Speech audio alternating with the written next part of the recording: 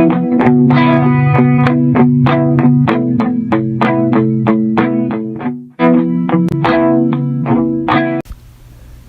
um discurso de desnazificação e desmilitarização, a Rússia empurrou a invasão militar da Ucrânia em fevereiro de 2022.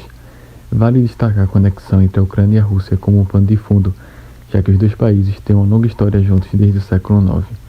Ambos têm suas origens em Kiev, a atual capital da Ucrânia, e berço do primeiro reino eslavo, a Rus de Kiev. Como resultado, as histórias dos dois estados-nação estão conectadas de tal forma que podemos ver como a questão étnica que Vladimir Putin destacou é latente. Russos e ucranianos são um só povo, afirmou enfaticamente. Todo comentário de Putin sobre as invasões ucranianas é inegavelmente baseado no contexto histórico e geográfico dos países. De 1546 a 1917, os czares dominaram o Império Russo por quase 4 séculos. O descontentamento com a autoridade autoritária dos czares do Império foi exacerbado por numerosos movimentos socialistas que surgiram no final do século XIX. Devido à Guerra Russo-Japonesa, o czar Nicolau II, o último imperador da Rússia, não conseguiu evitar as revoluções do início do século XX, como o Domingo Sangrento e a Revolução de 1905. Como resultado, a conexão entre o czar e o povo se deteriorou. O envolvimento do Império Russo na Primeira Guerra Mundial desencadeou uma guerra civil que ficou conhecida como a Revolução Russa de 1917. Após o colapso da monarquia, Vladimir Lenin estabeleceu uma administração autoritária. A sua gestão destacou-se pelos benefícios para o povo russo, nomeadamente no que respeita à situação de abastecimento, bem como a disponibilização de terras a quem não tinham de plantar. Além disso, o papel de Lenin na Primeira Guerra Mundial é destacado pelo Tratado de Brest-Litovsk, que viu a Rússia se retirar da guerra por considerá-la um conflito imperialista, cujos objetivos eram os interesses expansionistas dos países participantes. Também é importante notar que o tratado abriu caminho para a Revolução e seus efeitos continuaram. Neste ponto, havia uma oposição anticomunista, conservadora e parcialmente pró-czarista, os chamados Exército Branco, que lutou contra o Exército Vermelho, resultando em outra guerra civil de 1918 a 1921. Com a situação caótica após a Guerra Civil, uma série de medidas políticas e econômicas foram desenvolvidas, incluindo a formação da União das Repúblicas Socialistas Soviéticas, que reuniu 15 estados: a Rússia, Letônia, Lituânia, Estônia, Geórgia, Armênia, Azerbaijão, Bielorrússia, Cazaquistão, Moldávia, Quirguistão, Tadiquistão, Turcomenistão, Uzbequistão e Ucrânia. A Península da Crimeia, para o cenário geopolítico russo-ucraniano, possui uma relevância à parte. Durante os séculos, a península tem sido uma fonte de discórdia. Isto deve-se à sua importância geoestratégica, mas é importante referir também a questão religiosa, que foi fonte de intenso conflito no século XVIII. As guerras russas-turcas, sendo a de 1768 a 1774 a mais relevante para este tema, bem como a Guerra da Crimeia, que teve conotações religiosas. Os russos ganharam os direitos mercantis, militares e religiosos por meio dos acordos pós-batalha, como, por exemplo, a obtenção de passagem livre pelo Estreito de Dardanelos, que seus mercadores puderam navegar sob sua bandeira em águas turcas. A Igreja para construir, ou todos os direitos para construir um ortodoxo em Constantinopla, conforme estipulado no Tratado de Kusuluk-Kainari, que foi assinado como resultado da já mencionada Guerra Russo-Turca. Já na Guerra do Império Russo, cujas acusações são motivo de proteção contra os crimes do Império Russo, quando olhamos para a localização da Crimeia, podemos ver que a península ao norte do Mar Negro, separando-a do Mar de Azov, isso é visto como uma importante rota de acesso para a Rússia. Apesar de não ser a única saída do Mar Negro, a Crimeia, além de poder ser utilizada como armazém comercial e militar, pode se mostrar como uma linha de frente ao poder naval estrangeiro.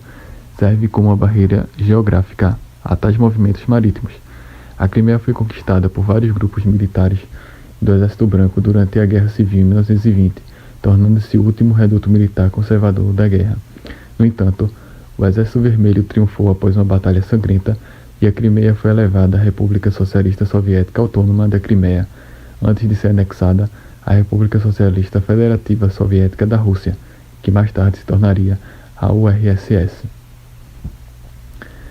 Após a morte de Lenin em 1924, Joseph Stalin ascendeu ao poder, dando continuidade ao forte autoritarismo de Lenin, iniciando os planos quinquenais Economia Planejada, que auxiliaram a URSS no processo de industrialização, bem como educação, saúde, pesquisa e tecnologia. Vários crimes foram cometidos durante a era stalinista, particularmente contra o povo ucraniano. A coletivização forçada da terra ocorreu em meados de 1932-1933, erradicando a propriedade privada e forçando os camponeses ucranianos a produzir para o governo. Este evento ficou conhecido como Holodomor.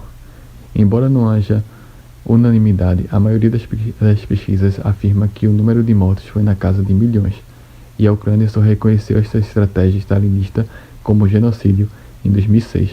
A Ucrânia conquistou a independência em 1991, quando a União Soviética entrou em colapso e se desintegrou, graças a um referendo popular que recebeu 90% dos votos. Depois disso, um acordo entre a Ucrânia, o Reino Unido, os Estados Unidos e a União Soviética protegeu a soberania da Ucrânia. Alguns elementos merecem destaque para explicar como surgiu o conflito atual. A Ucrânia para a OTAN em 1999, oferecendo desistir do armamento nuclear em troca de um acordo entre a Rússia, os Estados Unidos e o Reino Unido para garantir sua soberania. Nos anos de 2013 e 2014, as revoluções coloridas eclodiram, começando com as eleições da Geórgia em 2003 e culminando na Revolução Rosa Georgiana e na Revolução Laranja na Ucrânia, ambas de natureza anti-russa. A Rússia se intromete nos assuntos da Geórgia ao invadir o país em 2008, enquanto a Ucrânia, do outro lado, flerta com a União Europeia. Meses depois, a Rússia continuou a apoiar rebeldes na Geórgia, mais especificamente em Abkhazia e Ossétia do Sul.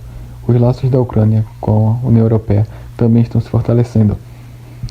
E após revoltas pró-europeias que eclodiram em 2014, levando assim o presidente ucraniano pró-russo a se refugiar em Moscou, intensificando o conflito. A população, por sua vez, apoia a retirada do presidente das negociações com a União Europeia. E segundo estimativas, quase 100 pessoas morreram. Em março daquele ano, a Rússia anexou a Crimeia com base na afirmação de um vínculo histórico, bem como em um referendo realizado no território que demonstrou que os moradores estavam insatisfeitos e desejavam estreitar os laços com a Rússia, mesmo a unificação se fosse benéfica. Separatistas pró-Rússia tomam Donetsk e Lugansk em abril de 2014 e a região sofre cerca de 13 mil mortos até o final do ano, apesar da assinatura do Acordo de Paz de Minsk, um acordo para acabar com a guerra no leste da Europa. Em 2019 e 2020, o governo ucraniano aprovou uma revisão constitucional que permitiu que o país permanecesse como membro da OTAN e da União Europeia. Porém, isso não se realizou e em 2020 a Ucrânia torna-se um parceiro de oportunidades aprimoradas da OTAN, participando de exercícios militares. Porém, em 2021 e 2022 houve a preparação e o ataque russo à Ucrânia, que veio a se confirmar em fevereiro de 2022 em um ataque total por todas as frentes. Sobre o conflito atual, Putin vê as violações de acordos da OTAN e do Ocidente como um perigo para sua soberania, hegemonia e segurança. Ele frequentemente se lembra de um acordo de cavalheiros entre Gorbachev, o último secretário-geral da URSS, e James Baker, então secretário de Estado dos Estados Unidos, segundo o qual a OTAN não se moveria um centímetro para o leste. Mesmo antes da crise, o presidente russo baseou muito de seu raciocínio nesse entendimento não escrito. Além desse acordo, havia também os acordos de Minsk, que nunca foram implementados. Como resultado, Putin afirma que a operação militar tinha outro objetivo que não a expansão, ou seja, proteger os pró-russos e aqueles que declararam independência, Donetsk e Lugansk. A OTAN também é acusada de militarizar a Ucrânia. A Ucrânia, que Putin havia enfrentado anos antes, ficou mais forte, e assim enviando tropas e artilharia para a fronteira, indicando uma ameaça à Rússia. Segundo o Kremlin, Putin também traz a questão da desnazificação da Ucrânia. A força do batalhão Azov, que contém vestígios nazistas, é óbvia, mas é algo que ele usa como elemento retórico puro, segundo especialistas. Por outro lado, o presidente da Ucrânia, Volodymyr Zelensky, adere aos princípios de soberania e se opõe de maneira inesperada, usando a retórica e a guerra irregular, que é repleta de debate, pois coloca os civis em grave perigo militar. No que diz respeito ao meio internacional, houve uma tentativa de vetar a invasão russa no âmbito da ONU, mas o Conselho de Segurança, onde a Rússia faz parte como um dos membros permanentes, vetou o veto. Quando o representante Sergei Lavrov foi anunciado, a grande maioria dos representantes dos países se retirou em um gesto simbólico e inédito. A China, forte aliada russa, declarou um termo de amizade infinita, mas não chega a votar a favor da Rússia nas assembleias, optando pela abstenção. Porém, defende a resolução dos conflitos, embora com a inclinação russa. Isso inclui o aspecto financeiro nos modelos para o sistema SWIFT. Além disso, a China serve como modelo russo e soluções compensatórias. Além disso, a Rússia, no entanto, concorda com as convergências de visões semelhantes em um ato russo, onde vê a OTAN como um perigo político e militar.